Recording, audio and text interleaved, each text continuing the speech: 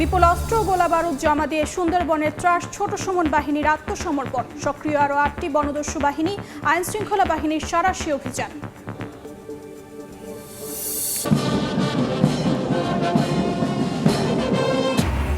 যশোরে বিমান বাহিনীর গ্রীষ্মকালীন রাষ্ট্রপতি কুচকাওয়াজ 41 ক্যাডেটের কমিশন লাভ। দেশের আকাশসীমা রক্ষায় নবীন কর্মকর্তাদের ভূমিকা রাখার আহ্বান।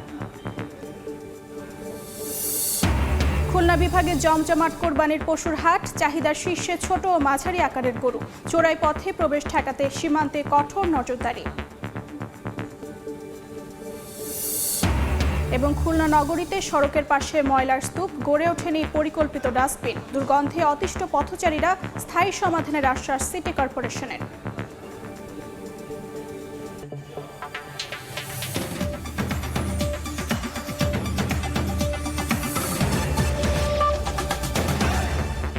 আমন্ত্রণ সময় সংবাদের নিয়মিত আয়োজন বিভাগীয় সময়। থাকছি সপ্তাহের 7 দিন ভিন্ন ভিন্ন বিভাগের সংবাদ নিয়ে। আজ থাকছে খুলনা বিভাগ, সঙ্গে আছি আমি অর্চিতা শেহজেন।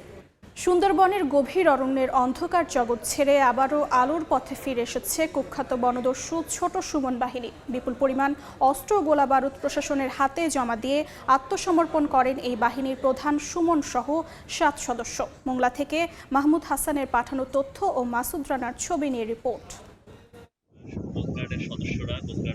2018 সালে তৎকালীন সরকারের উদ্যোগে সুন্দরবনকে দস্যুমুক্ত ঘোষণার প্রক্রিয়ায় ছোট সুমন একবার অস্ত্র ও গোলাবারুদ জমা দিয়ে আত্মসমর্পণ করেছিলেন। কিন্তু 2024 সালের 5 আগস্টের পর দেশের আইনশৃঙ্খলা পরিস্থিতির সাময়িক অস্থিরতার সুযোগ নিয়ে সে আবারও সুন্দরবনের গহীনে নতুন করে দস্যুবৃত্তি শুরু করে।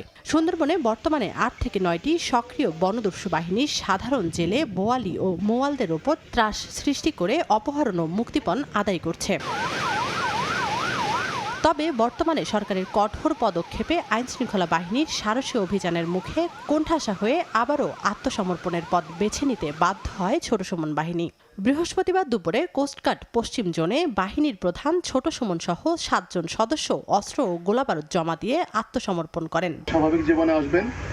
আপনাদের স্বাভাবিক জীবনে আসার জন্য যেহেতু আপনারা স্বেচ্ছায় এসেছেন, আশা করি আপনাদেরকে যতটুকু সাহায্য সহযোগিতা প্রয়োজন হবে বিভিন্ন বাহিনীর পক্ষ থেকে হোক বা আপনাদের এলাকার যারা স্থানীয় প্রতিনিধি থাকবেন, আমার ধারণা আপনারা সেই সহযোগিতাগুলো সবসময় পাবেন। 2018 সালের 1 নভেম্বর সুন্দরবনের 32টি বাহিনীর 328 জন জলদস্যু বিপুল পরিমাণ অস্ত্র ও গোলাবারুদ সহ আত্মসমর্পণ করেছিলেন।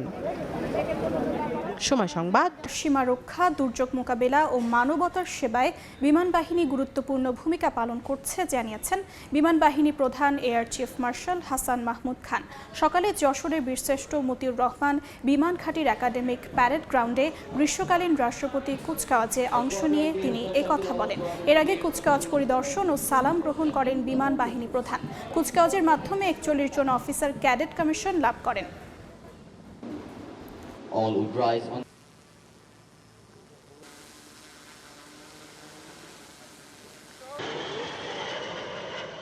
মনে রাখবে, তোমাদের দায়িত্ব কেবল আকাশ রক্ষা করা নয়, বরং জনগণের বিশ্বাস রক্ষা করা।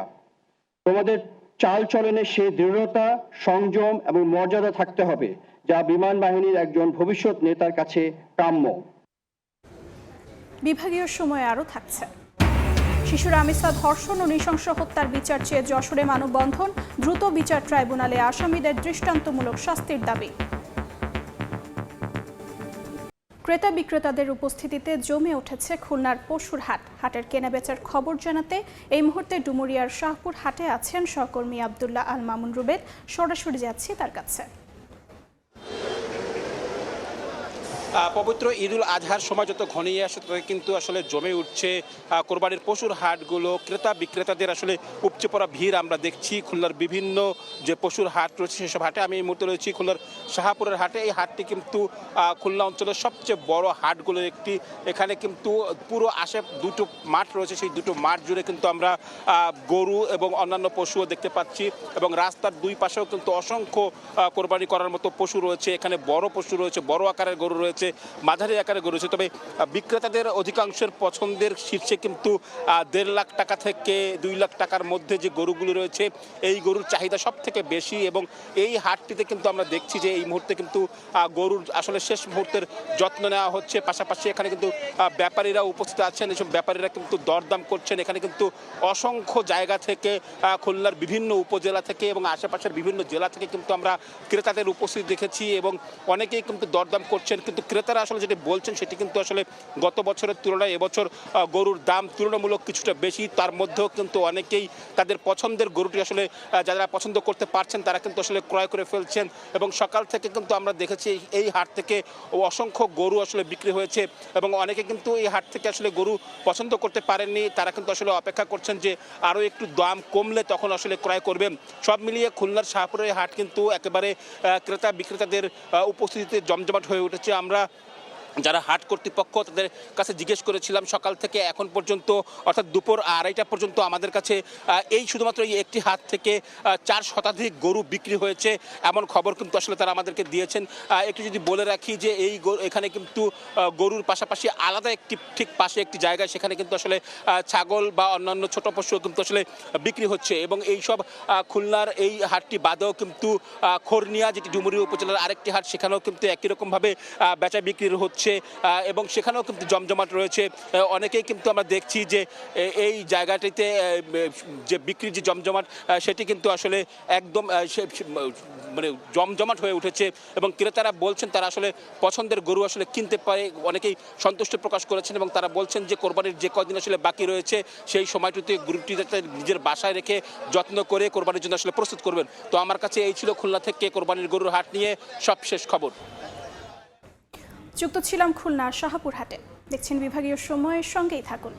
রাজধানীর পল্লবীতে শিশু রামিসা আক্তারকে ধর্ষণের পর নির্মমভাবে হত্যার ঘটনায় জড়িতদের সর্বোচ্চ শাস্তির দাবিতে যশোরে মানববন্ধন করা হয়েছে। দুপুরে প্রেসক্লাব যশোরের সামনে বিপ্লবী ছাত্র জনতার ব্যানারে এ মানববন্ধন করা হয়। এ সময় বক্তারা বলেন, শিশু রামিসার ওপর যে পাশবিক নির্যাতন চালানো হয়েছে তা পুরো জাতিকে নাড়িয়ে দিয়েছে। ন্যায় বিচার নিশ্চিতে দ্রুত বিচার ট্রাইব্যুনালে আসামিদের দৃষ্টান্তমূলক শাস্তির দাবি জানান তারা। একই সঙ্গে দেশে শিশু নির্যাতন ও ধর্ষণ প্রতিরোধে কঠোর আইন প্রয়োগ এবং সামাজিক সচেতনতা বৃদ্ধির আহ্বান জানান বক্তারা। বিচারের জন্য বিভিন্ন সামাজিক বিভাগীয় সময় আরও থাকছে। সেতু নির্মাণ হলেও হয়নি সংযোগ সড়ক। বাগেরহাটের মোংলায় 2টি সেতুতে বাঁশের সাঁকো দিয়ে ওঠানামা, চরম ভোগান্তিতে এলাকাবাসী। ব্যবস্থা নেওয়ার আশ্বাস এলজিইডির। মন্ত্রণালয়ের সাংবাদিকদের সঙ্গে কথা বলছেন স্বরাষ্ট্রমন্ত্রী। সরাসরি যাচ্ছি তার বক্তব্যে। তনু হত্যা মামলাটি সহ আরও কিছু মামলা আমরা লিস্টেড করেছি যেগুলো অনেকটা দীর্ঘদিন যাবৎ বিচারিক প্রক্রিয়ার মধ্যে আনতে সক্ষম হয় নাই, সেগুলো আমরা অ্যাড্রেস করেছি। যেমন তনু হত্যা মামলার একজন আসামি আমরা অ্যারেস্ট করে তার সাথে ডিএনএ ম্যাচিং করার বিষয়টা এখন প্রক্রিয়ায়। আরও 2 জন আসামি আছে। ইতিমধ্যে আরও একজন আসামির শনাক্ত করা গেছে যার রক্ত পাওয়া গেছে, ডিএনএ টেস্টে 3 জনের স্পার্ম পাওয়া গেছে খুব সম্ভবত। তো এগুলো মিলিয়ে দেখা হচ্ছে এবং আশা করি এটার ন্যায় বিচার প্রতিষ্ঠা করা যাবে। এছাড়া কুমিল্লা সংঘবদ্ধভাবে যে একটা ধর্ষণের ঘটনা হয়েছে, সব আসামিকে গ্রেফতার করা হয়েছে। তারপরে বগুড়ার তরুণী ধর্ষণের বিষয়ে আমরা সংক্ষিপ্ত সময়ের মধ্যেই এগুলো সব আসামিকে হাতে নাতে গ্রেফতার করা হয়েছে। কাপাসিয়ায় 5 খুনের ঘটনায় তাদেরকে গ্রেফতার করতে আমরা সক্ষম হয়েছি। ঢাকার মান্ডায় প্রবাসী হত্যাকাণ্ডের বিষয়েও এই হত্যাকাণ্ডে জড়িত থাকার অভিযোগে 2 জন নারীকে গ্রেফতার করা হয়েছে।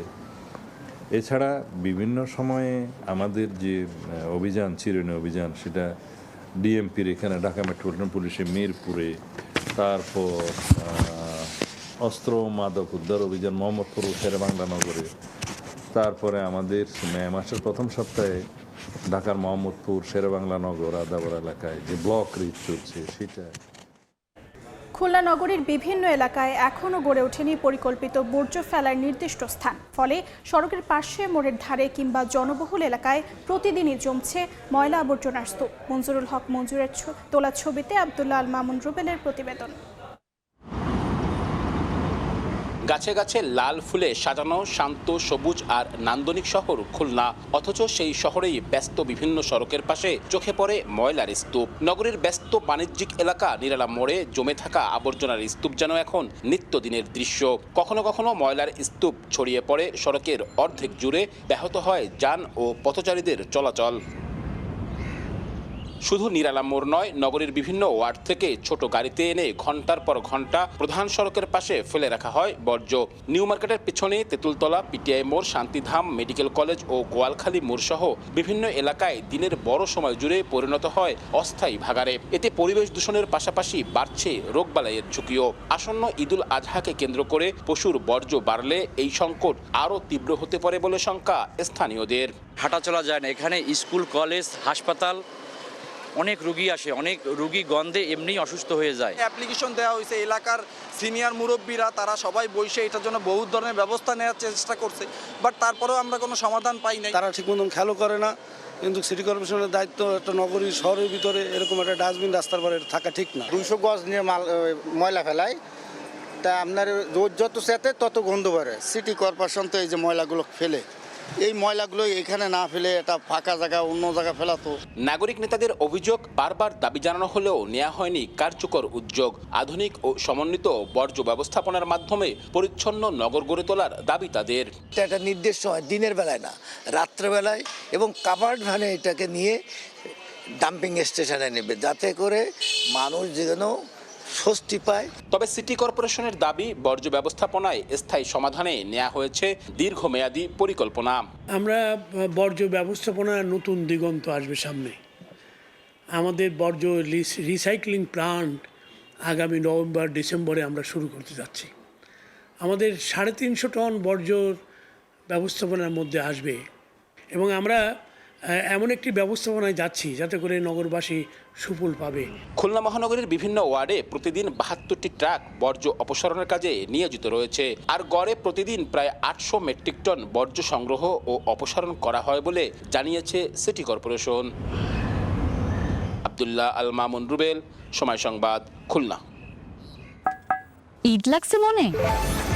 বিকাশ পেমেন্ট সবখানে, দেশ জুড়ে বিকাশ পেমেন্টে পাচ্ছেন 8,000 টাকার বেশি অফার। ঝিনাইদহে মালবাহী ট্রেন লাইনচ্যুত হওয়ার 5.5 ঘন্টা পর খুলনার সঙ্গে উত্তরবঙ্গের রেল যোগাযোগ স্বাভাবিক হয়েছে। সকাল 8:30টার দিকে লাইনচ্যুত বগি উদ্ধারের পর ট্রেন চলাচল শুরু হয়। স্টেশন মাস্টার জানান, মোংলা থেকে ছেড়ে আসা ঈশ্বরদীগামী মালবাহী ট্রেন ভোরে সাফদারপুর স্টেশনের কাছে পৌঁছালে একটি বগি লাইনচ্যুত হয়। এতে বন্ধ হয়ে যায় খুলনার সঙ্গে উত্তরবঙ্গের রেল চলাচল। সময়ে আরেকবার সেতু নির্মাণ হলেও করা হয়নি সংযোগ সড়ক। বাঁশের সাঁকো স্থাপন করে ওঠানামা করা হচ্ছে সেতুতে। বাগেরহাটের মোংলায় 2টি সেতু ভোগান্তির কারণ হয়ে দাঁড়িয়েছে এলাকাবাসীর জন্য। 2023 সালে পুটিমারা নদীতে 40 মিটার দীর্ঘ ও পাখিমারা খালে 90 মিটার দীর্ঘ সেতু নির্মাণ করা হয়। তবে শুধু মূল অবকাঠামো নির্মাণ করেই গা ঢাকা দেয় ঠিকাদারের প্রতিষ্ঠান। অসমাপ্ত থেকে যায় সংযোগ নির্মাণ। বর্তমানে সেতু 2টি ভোগান্তির কারণ হয়ে দাঁড়িয়েছে। আরেকবার খুলনা নগর জুড়ে প্রতিদিনই জীবনের ঝুঁকি নিয়ে কাজ করছে নির্মাণ শ্রমিকরা। অধিকার প্রশ্নে এখনও নিদারুণভাবে বঞ্চিত তারা।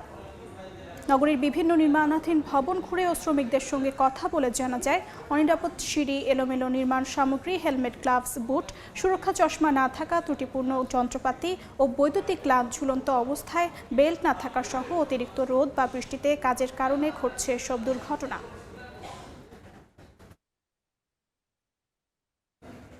এই ছিল বিভাগীয় সময়। আগামীকাল থাকবো ঢাকা বিভাগের আয়োজন নিয়ে। এরপর আন্তর্জাতিক সময় নিয়ে আসছে কিছুক্ষণ পর। সঙ্গে থাকুন সময়।